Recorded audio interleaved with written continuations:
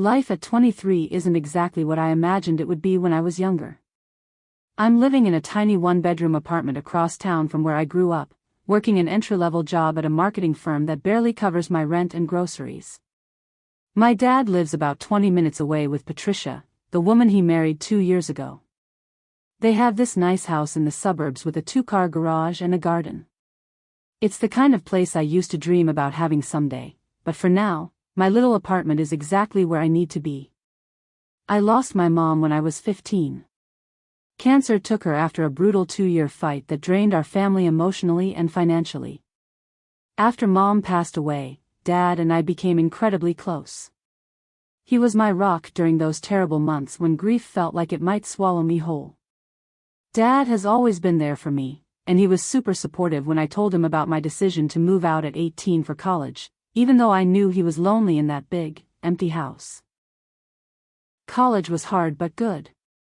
I studied communications, worked part-time jobs to pay for textbooks and groceries, and slowly learned how to be an adult on my own terms. Dad and I stayed close, talking on the phone every few days and meeting for lunch whenever our schedules allowed. About 2 years ago, Dad called me with news I definitely wasn't expecting. "Lily, honey, there's something I need to tell you," he said. "I've been seeing someone. Her name is Patricia, and we've been dating for about 6 months now. I know this might be a surprise, but I wanted you to hear it from me first." My heart did this weird flip thing in my chest. Part of me was happy that Dad had found companionship after being alone for so long. But another part of me felt protective of Mom's memory and worried about how this would change our relationship. "Dad, that's great," I managed to say. "I want you to be happy. When do I get to meet her?" "Actually," he continued, and I could hear the smile in his voice, "we're thinking about getting married. Patricia makes me feel alive again in a way I didn't think was possible after losing your mother." That's how I learned about Patricia for the first time. Within 3 months, they were married in a small ceremony at City Hall with just a few close friends and family members present. For the most part, everything worked out fine after the wedding. Since I was living independently and only saw them on holidays and occasional Sunday dinners, Patricia and I didn't have many opportunities for conflict. She seemed to make Dad happy, and that was what mattered most to me. Until I bought a TV. The thing is, I'd been saving for over a year for a nice flat-screen TV. Every month, I'd put aside whatever money I could spare after paying rent, utilities, and groceries. I skipped coffee runs with friends, cooked at home instead of ordering takeout, and even sold some old clothes and textbooks online to add to my TV fund. It wasn't easy living without much entertainment, but I had a goal, and I was determined to reach it through my hard work and discipline. Finally, last month, I had enough money saved up. I spent hours researching different models online, reading reviews, and comparing prices before settling on a beautiful 43-inch smart TV that had everything I wanted. The day I brought it home and set it up in my living room was honestly one of the happiest moments I'd had in months. Now, Patricia is the kind of person who always wants fairness to work in her favor. If she sees someone with something nice, she suddenly needs it too, and she has this way of making you feel guilty if you don't immediately offer to help her get the same thing. A week after I got my TV, Patricia and Dad came over for dinner. The moment Patricia walked through my front door, her eyes went straight to the TV like it was a magnet. She stopped mid-conversation about the traffic on the way over and just stared at it. "Oh, now this is nice," she said, walking directly over to it and running her hand along the sleek black frame like she was inspecting it for scratches or defects. "Look at this picture quality, Arnold. You can see everything so clearly." Dad smiled and nodded approvingly.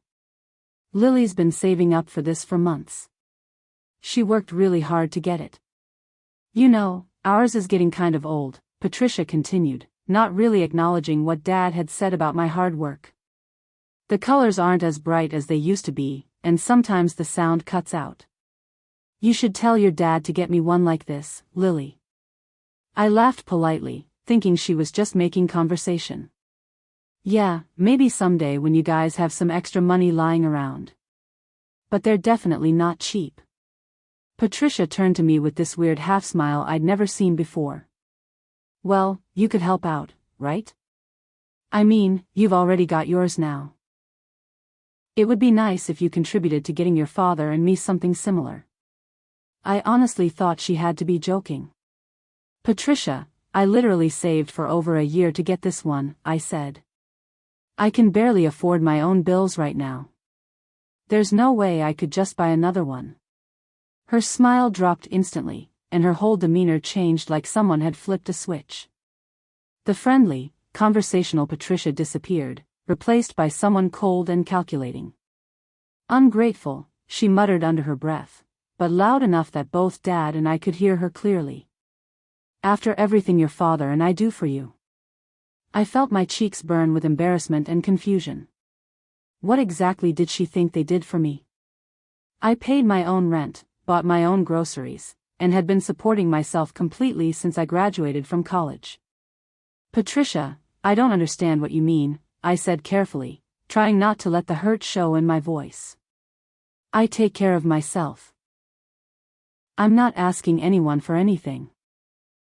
Dad looked uncomfortable, shifting his weight from one foot to the other.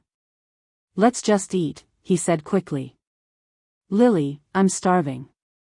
I tried to brush off Patricia's comment and focus on having a nice dinner with them, but the atmosphere had shifted completely. She spent the rest of the evening making little remarks about how nice it must be to have new things and how some people forget about family once they get what they want. When they finally left that night, Patricia made a point of stopping in front of the TV one more time. Enjoy it while you can, she said with that fake smile. These things don't last forever, you know. At the time, I thought she was just making some generic comment about electronics breaking down eventually. Now I realize she was telling me exactly what she planned to do. 2 weeks later, Patricia came by my apartment again. This time, she said she was dropping off some mail that had been accidentally delivered to their house instead of mine. The timing was perfect because I was at work, so she used the spare key I'd given Dad for emergencies. When I got home that evening around 6 p.m., I immediately noticed something was wrong. Then, I saw my TV. The screen was completely shattered. Not just cracked in one corner from a small accident, not scratched from something brushing against it. The entire screen was destroyed, with spider web cracks spreading from what looked like multiple impact points, like someone had hit it with something heavy over and over again. I stood there staring at it for several minutes, trying to process what I was seeing. There was no way this was an accident. The TV had been sitting securely on its stand against the wall, exactly where I'd left it that morning. My hands were shaking as I pulled out my phone and called Dad's number, hoping there was some explanation that would make sense of this nightmare. The phone rang 3 times before Patricia answered, which was unusual since I was calling Dad's cell phone directly. Hello, Lily, she said in this overly sweet voice that immediately put me on edge. How was your day at work? Patricia, where's Dad? I need to talk to him right away. He's in the shower right now. Is there something I can help you with? Someone broke into my apartment today and destroyed my TV. Since you were the only person who had access to my apartment with the spare key, I need to know what happened. There was a pause on the other end. Oh, that. Yeah, I'm so sorry, honey. It was a total accident. I was trying to do you a favor by dusting your living room while I was there, and the cloth just slipped out of my hand. I must have knocked something into the screen. Yeah, right, I thought. The screen's completely demolished. This doesn't happen accidentally. Patricia, this isn't from dusting. The entire screen is destroyed. What really happened? I already told you it was an accident, she said sternly. I feel terrible about it, obviously, but these things happen.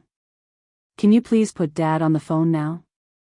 He's still in the shower, but I'll have him call you back when he's done. She hung up before I could respond, leaving me standing in my living room staring at the wreckage of something I'd worked so hard to buy.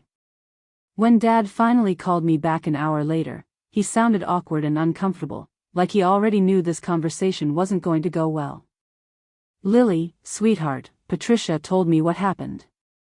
She feels absolutely terrible about the accident. Dad, this wasn't an accident. Look, I know you love Patricia, but she destroyed my TV on purpose. The damage is way too extensive for this to be from dusting.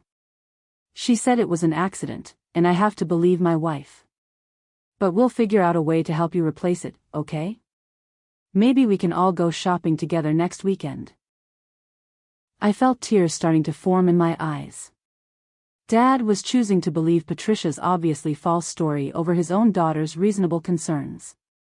Dad, she came here while I was at work, with the spare key you gave her, and she intentionally broke the one nice thing I've managed to buy for myself.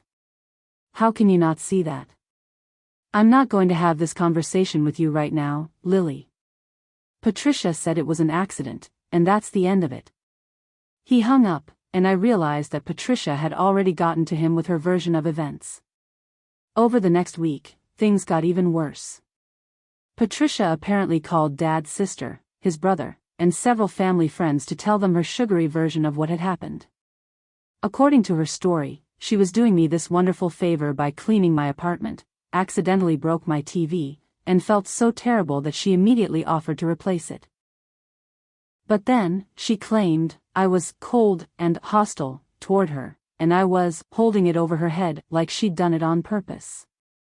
My cousins and my aunt called me, asking why I was being unreasonable. That stung more than I expected because these were the people who'd known me my entire life. How could they believe Patricia's made-up story?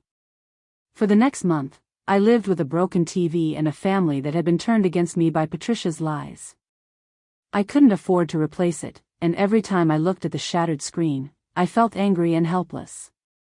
But here's where the story gets interesting, and where I started believing in karma again. About a month after my TV was destroyed, Dad called me out of the blue on a Monday evening. He sounded frustrated and stressed. Lily, you're not going to believe what happened, he said without even bothering with small talk. The washing machine flooded the entire laundry room. Ruined the hardwood floors, damaged the walls, and destroyed a bunch of stored boxes in the closet. The water soaked through into the kitchen and living room, too. I could hear Patricia arguing with someone in the background. How did that happen? I asked.